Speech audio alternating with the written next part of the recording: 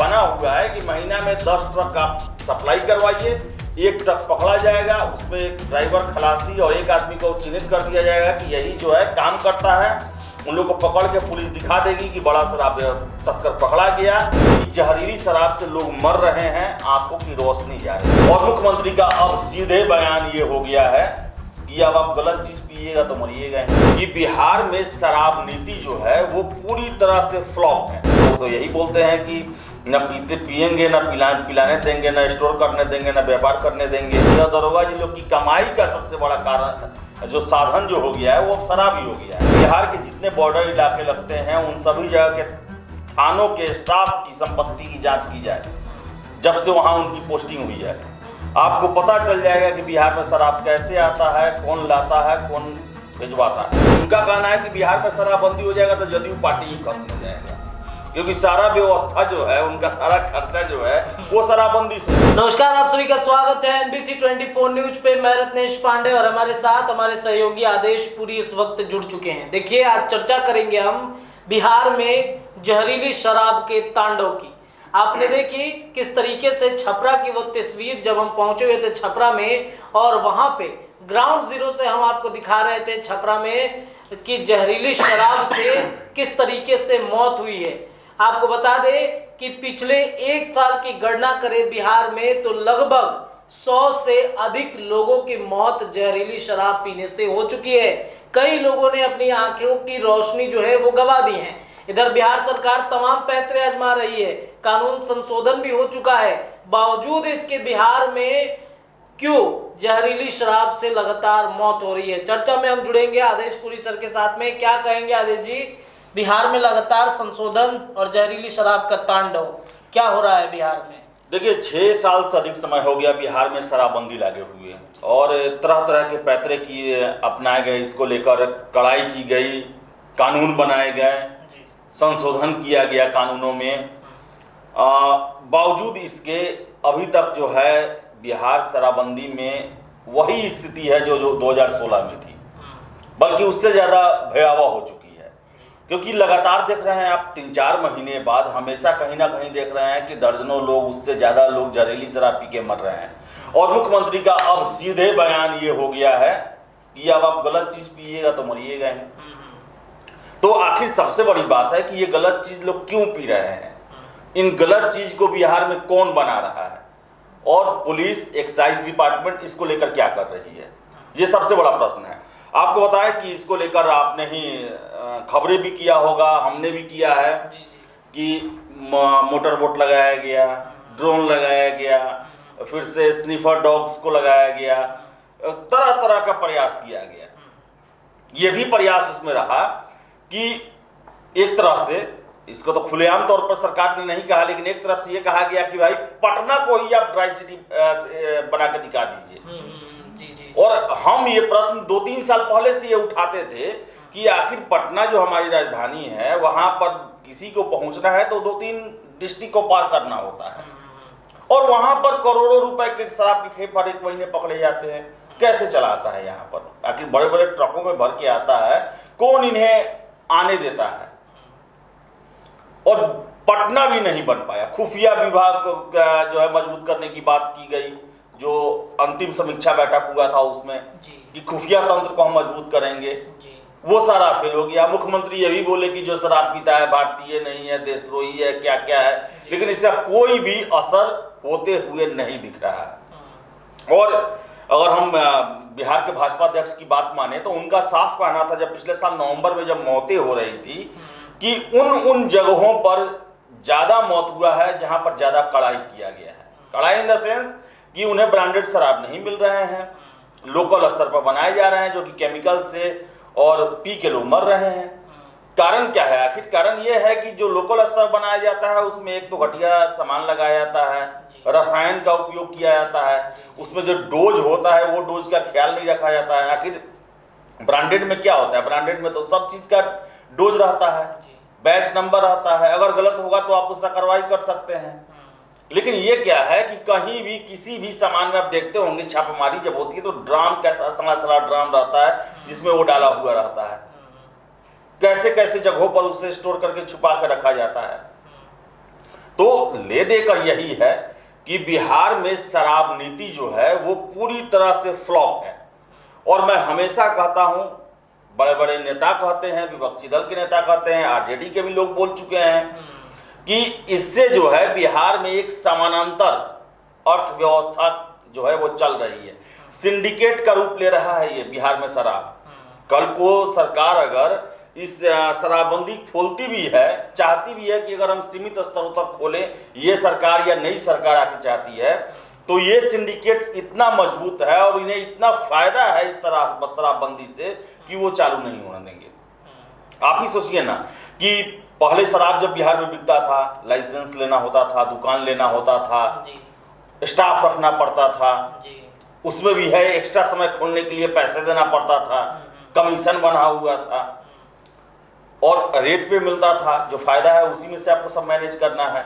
लेकिन आज क्या है, आज ये है कि घर घर शराब बन रहा है, सूचनाएं जो मिलती हैं, और 500 का बोतल जो है 2500 में बिक रहा है, सबको फायदा है। डिलीवरी बॉय बन गया, बॉर्डर इलाके पर मजदूर नहीं मिल रहे हैं क्योंकि उन्हें पता है कि भाई हम दिन भर काम करेंगे 500 रुपये मिलेगा, और हम बॉर्डर इस पर से उस पर 5 बोतल ला देंगे तो हमारा 2-3 हज़ार रुपया बन जाएगा।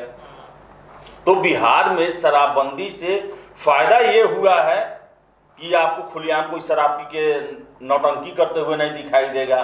शाम के चौक चौराहे पर जो है वो रात को पहले होता था कि शराबी लोग रहते थे, वहाँ लड़ाई झगड़ा होता था, ये सब नहीं होता है। लेकिन इसका विकृति जो है वो समाज में फैलते जा रहा है। और सबसे नुकसानदायक ये है कि जहरीली शराब से लोग मर रहे हैं, आंखों की रोशनी जा रही है, ये सबसे बड़ा इसका इफेक्ट है। और खबरें तो ये भी आती हैं कि बिहार के विपक्षी दलों का ही आरोप है कि बिहार के थाने जो हैं वो शराब का बिक्री करवाते हैं। थानेदार जो हैं उनका किसी क्रिमिनल पकड़ने से ज़्यादा रहता है दिमाग शराब पर, क्योंकि सरकार भी कुछ ऐसा नियम बनाई और सरकार का भी जो पहला टारगेट जो है शराब को लेकर इतना ज़्यादा है कि थानेदार जो हैं वो क्रिमिनल से ज़्यादा शराब की बोतल ढूंढने में लगे रहते हैं। जो ईमानदार हैं वो, और जो भ्रष्ट हैं वो समझिए उनको इतना पता रहता है कि मेरे थाना क्षेत्र में कितना बोतल है, किसके किसके पास कितना है, कितना हमको पैसा आएगा। ये चीज सब इसमें निकल के आ रहा है। तो देखिए बिहार में शराब नीति जो है, शराबबंदी जो है वो मजाक बन के रह गया है। और मुख्यमंत्री भी अब पल्ला झाड़ना शुरू कर दिए हैं एक तरह से। डायरेक्ट तो बोलेंगे नहीं, डायरेक्ट तो यही बोलते हैं कि न पिएंगे, न पिलाने देंगे, न स्टोर करने देंगे, न व्यापार करने देंगे। ये तो लाया गया, लेकिन इसमें खामियां रही शराबबंदी लागू करने में, जिसके कारण ये हिट नहीं हो रहा है, बल्कि ये बिहार पर रिएक्शन ही करते जा रहा है। अच्छा, आरजेडी की तरफ से, विपक्षी दलों की तरफ से ये आरोप लगाए जाते हैं, कई मंत्री भी इसमें शामिल हैं और कई लोगों को वो एक ग्रुप बना दिया गया है लड़कों का, गांव के क्षेत्रों के लड़कों का, वो शराब की होम डिलीवरी करा रहे हैं और उनके बिल्डिंग पे बिल्डिंग पिटा रहे हैं। ये तो हुआ ही है। देखिए आरोप तो ऐसे लगे हैं नेताओं के द्वारा ही, बड़े बड़े नेताओं के द्वारा ही, कि शराबबंदी बिहार में हुआ तो हुआ कि बिहार को राजस्व का बहुत बड़ा नुकसान हुआ भी है, लेकिन बिहार सरकार को नुकसान हुआ है, बिहार सरकार के खजाने को नुकसान हुआ है, लेकिन उसके लोगों को नुकसान नहीं हुआ है। आरोप लगते हैं कि कितने मंत्री जी जो हैं वो शराब का व्यवसाय में लगे हुए हैं, कितने विधायक लगे हुए हैं, कितने अफसर जो हैं लगे हुए हैं। बात तो ये भी आती है कि जिलों की पोस्टिंग शराब के अवैध कारोबार को लेकर दिया जाता है, आरोप लगते हैं। आरोप ये भी लगते हैं कि जितने दरोगा जी की पोस्टिंग होती है वो भी शराब के हिसाब से होती है, और दरोगा जी लोग की कमाई का सबसे बड़ा कारण जो साधन जो हो गया है वो अब शराब ही हो गया है। बिहार छपरा में भी इतने लोगों की मौत हो रही है, अगर जितने भी बॉर्डर इलाके हैं यूपी से, सभी थानेदारों की संपत्ति की जांच की जाए तो मैं दावे के साथ कह सकता हूं, जो हमें भी रिपोर्ट मिलता है, हमें भी सूचनाएं मिलती है कि उन लोगों ने शराब की अवैध कमाई से बहुतों पैसे बनाए हैं।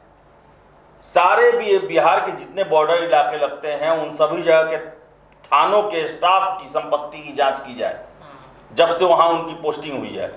आपको पता चल जाएगा कि बिहार में शराब कैसे आता है, कौन लाता है, कौन भिजवाता है।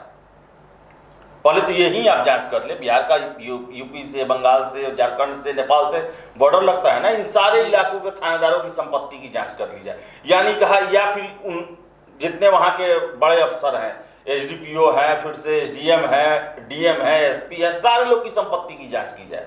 आखिर कैसे इतना कड़ा कानून होने के बावजूद, सरकार का इतना नजर बनने के बावजूद शराब कैसे बिहार में पहुंच जा रहा है? कैसे लोग जहरीली शराब बना ले रहे हैं? ये सबसे बड़ा प्रश्न है। और जब तक आर्थिक आधार पर वार नहीं किया जाएगा, तब तक ये शराब बंदी से, शराब के कारोबार करने वाले डरने वाले भी नहीं है। जो भी तस्कर पकड़ा जाता है उसकी सारी संपत्ति सीज की जाए, नीलाम की जाए, तभी इसका, जब तक संपत्ति का नुकसान उनको नहीं होगा तब तक वो डरने वाले नहीं है, बिल्डिंग पर बिल्डिंग बनाते रहेंगे। कई लोग ऐसे हैं जो कि काम करते थे साधारण, लेकिन उसके बाद उनकी स्थिति बदल गई। जी। ऐसे लोगों के बारे में मैं सुनता हूं जो अपने जीवन में शराब छुए तक नहीं, लेकिन शराब का बिजनेस करते हैं, शराब का अवैध धंधा करते हैं। क्यों? तो उसमें पैसा बहुत अच्छा है। ये पैसा जो है ना, वो लोगों को आकर्षित कर रहा है। और जब तक आप सरकार ये साबित नहीं करेगी कि अगर आप पैसा बनाते हैं और उसके बदले में आप घर बार सबसे महरूम हो जाएंगे, सब कुछ आपका सीज कर दिया जाएगा, तब तक लोग डरने वाले नहीं हैं। तो ये चीज आर्थिक आधार पर जो है, इस पर सब एक सर्जिकल स्ट्राइक करना होगा। और जो भी अधिकारी हैं, जो भी उधर के जनप्रतिनिधि हैं, सारे लोग की संपत्ति की जांच की जाए और इनलीगल पता चलता है सारा संपत्ति जब्त किया जाए। उसके बाद देखिए अपने आप बाहर से शराब आना बंद हो जाएगा। और इंटरनल लेवल पर जहां जहां भी सूचना मिलती है कि ये काम हो रहा है, वहां के अधिकारियों, जनप्रतिनिधियों, इन लोगों पर वार किया जाए। क्योंकि देखिए, संरक्षण की बात हमेशा होती है कि संरक्षण मिलता है। आप ही सोचिए ना, किसी थाना क्षेत्र में कोई भी हजारों लीटर शराब कैसे बना लेगा या कहीं से मंगा लेगा? क्या वहां के जो अधिकारी है, एक्साइज डिपार्टमेंट है, पुलिस डिपार्टमेंट है, इन लोगों को पता नहीं चलता होगा? पता जरूर चलता होगा। तो अगर उनको चिन्हित किया जाए, उनकी संपत्तियों को जब्त किया जाए, पूरा का पूरा संपत्ति जब्त कर लिया जाए, ये मान लिया जाए कि इन्होंने आज तक जो भी बनाया है वो शराब के अवैध कारोबार से ही बनाया है, तब तक, अगर ऐसा नहीं होता है, तब तक शराबबंदी पर कुछ नहीं होगा।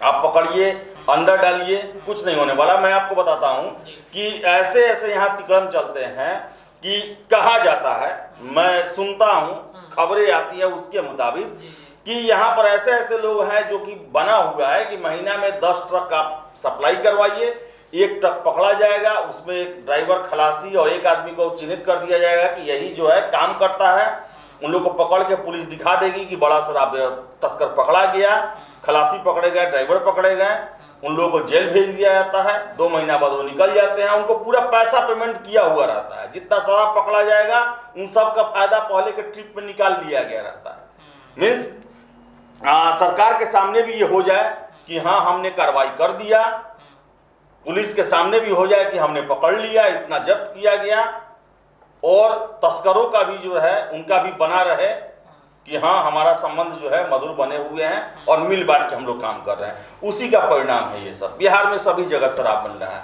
मैं हमेशा एक बात का चर्चा करता हूँ कि जिस तरह फल्गु नदी जो है बिहार में, जो कहा जाता है कि सूखी नदी है, लेकिन वहाँ पर जाइए, उसके जो नदी जो है उसके किनारे पे बालू खोदिए, जहाँ खोदिएगा पानी निकल जाएगा, लेकिन सूखी हुई नदी है। वही ड्राई स्टेट बिहार भी है। ऊपर से कहने के लिए शराबबंदी है, लेकिन जब चाहिए, जहाँ चाहिए, जितना चाहिए आपको मिलेगा। वही हाल बिहार में बन के रह गया है। अच्छा, एक यहाँ पे एक लाइन याद आ रहा है, एक सिंगर है भोजपुरी के, कहते हैं कि शराब जो है बिहार में प्रेत हो गया है, कहीं नहीं मिलता है, लेकिन जहाँ खोजेगा वहीं मिलता है। बड़ा अच्छा लाइन कहते हैं। तो वो है ही ऐसा बात, ऐसा बात है ही। आप ही देखते होंगे, हम लोग भी देखते हैं, सुनते हैं, पढ़ते हैं, सभी जगह तो मिल रहा है। ये विपक्षी नेता भी बोलते हैं, जो आज सरकार में आ गए हैं वो भी बोलते हैं। कुछ दिन बाद बीजेपी वाले लोग भी बोलना शुरू करेंगे ये बात। अच्छा, एक सवाल, अंतिम सवाल से खत्म करेंगे। नई सरकार बन गई है, शराबबंदी कानून को लेकर के आरजेडी लगातार हमले करते रही है नीतीश कुमार के ऊपर में। अब क्या होगा शराबबंदी का? देखिए, होगा वही जो अभी तक चल रहा है जी। नीतीश कुमार मुख्यमंत्री हैं, ये बात जान लीजिए, और उनका काफी महत्वाकांक्षी योजना है शराबबंदी। तो इस पर तो कॉम्प्रोमाइज कुछ होने नहीं जा रहा है। और सबसे बड़ी बात कि आरजेडी के शासन में रहते हुए ही शराबबंदी लागू किया गया था, तो अब तो उनके सुर बदल जाएंगे। लेकिन जैसा चल रहा है, जो एक समानांतर अर्थव्यवस्था बिहार में चल रहा है, वो चलते रहेगा। अगर सरकार इसको लेकर सचमुच में इसे खत्म करना चाहती है तो आर्थिक रूप से वार जब तक नहीं करेगी तब तक इस पर ब्रेक लगने नहीं जा रहा है। लोग मरते रहेंगे, शराब आती रहेंगी, कमाई लोग की होती रहेगी।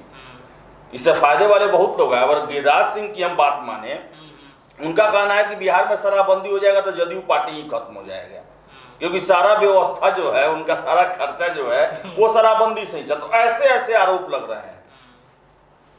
तो ऐसा, ये तो बड़ा गंभीर आरोप है। और ऐसा जो सत्ताधारी दल पे ही आरोप लग रहा है, तो आप समझ सकते हैं कि बिहार की स्थिति क्या है। शराबबंदी करवा के जो राजस्व, अगर हम गिरिराज सिंह की बात को माने, तो जो शराबबंदी करवा के जो राजस्व बिहार सरकार को से महरूम किया गया, वो राजस्व को अपने तरफ डाइवर्ट कर लिया गया।